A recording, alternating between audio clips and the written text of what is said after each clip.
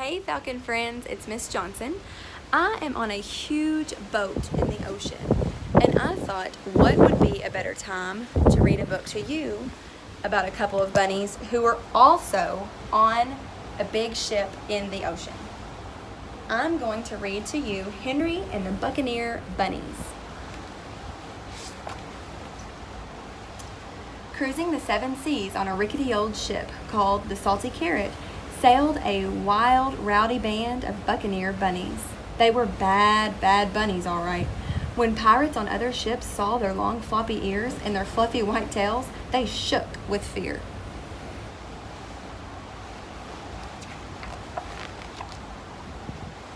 The captain of the Salty Carrot was Barnacle Blackear, the baddest bunny brute of all time. Blackear was proud of his wooden paw, his golden earrings, and his mean reputation. What Blackear was not proud of was his son, Henry. Instead of performing his proper pirating duties, Henry was more interested in reading the books the Buccaneers stole from other ships.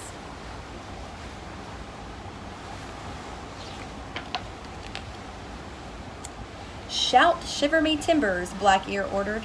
"I'd rather finish this chapter," said Henry. "Make this prisoner walk the plank." "Can't I just read about it?" asked Henry. "Find yourself a parrot for your shoulder." "First, I need to read up on parrot care," said Henry.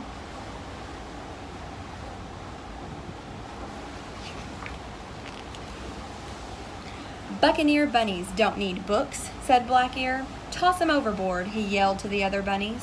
"No, wait," cried Henry. "Let me just finish them first." "Avast," cried Blackear. "Swab the decks till ye come to your senses."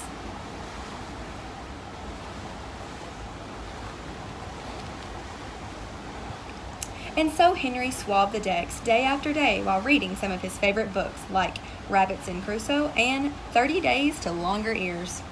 "Bet you can't learn how to do this from a book," Jean LaHare said while sharpening his hook. Henry sighed and turned the page. "You'll never find booty like this in a book," Calico Jack Rabbit told him, holding up his stolen loot. He shrugged and turned the page. "Can't do this with a book in your paw," Bartholomew Bunny said while sanding his peg leg. Henry just turned another page.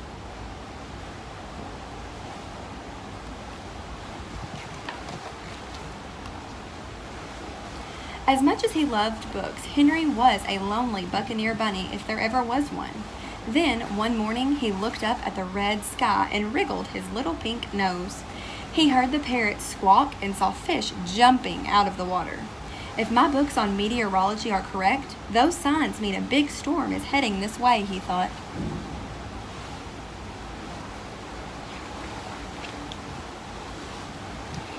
Henry tried telling Jean LaHare about the upcoming storm.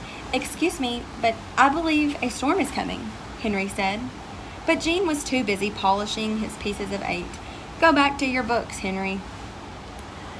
He tried telling Calico Jack Rabbit. "I'm pretty sure a storm is on its way," Henry said. But Calico Jack was too busy admiring his tattoo of cabbage. "Don't bother me now, Henry."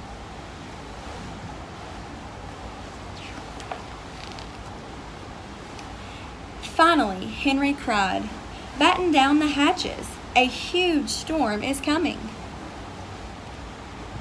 "What do you know about storms?" Blackear demanded.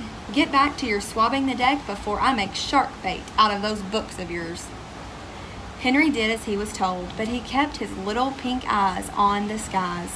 When he saw the rats abandoning the ship, he started packing up his books in empty treasure chests.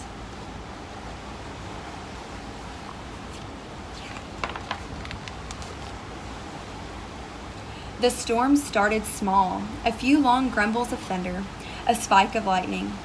Then suddenly a crashing, bashing, thrashing wildcat of a hurricane broke loose. It took the ship, suffering sea dogs. It mangled the mast, great blimey bilges.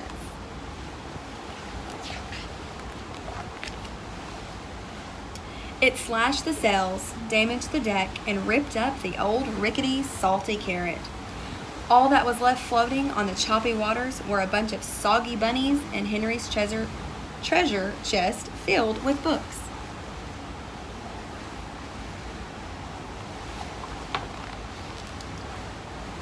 When the storm finally calmed down, Black-Ear, Henry, and the rest of the Buccaneers paddled to the nearest island.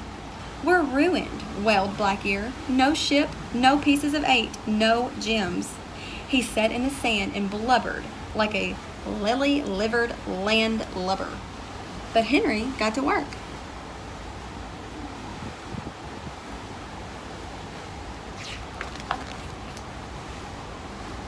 The first thing he did was build a 2-story hut out of palm, fronds, and coconuts. "How did you learn to do that?" asked Black-Ear. "I read it in 101 Things to Do with Palm Fronds and Coconuts," replied Henry.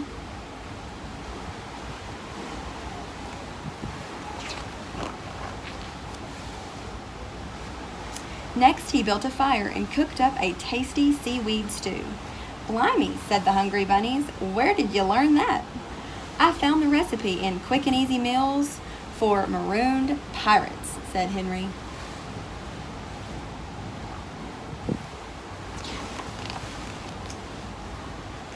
Then he made them all, fetching garments from the bits and pieces he had salvaged from the shipwreck. "We look like gentle bunnies, we do. What swank swashbucklers are we? And it's all from them land-lubbin' books," said Black-Ear, shaking his head.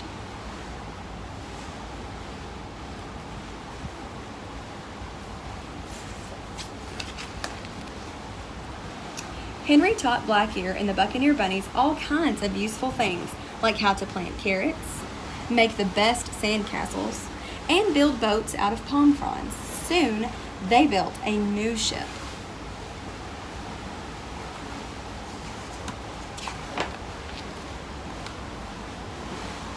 Which they sailed to the library in the nearby Easter Islands every summer.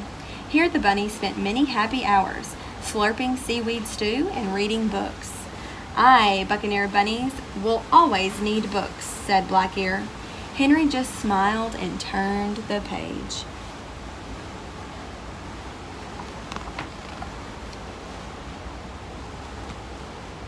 The end.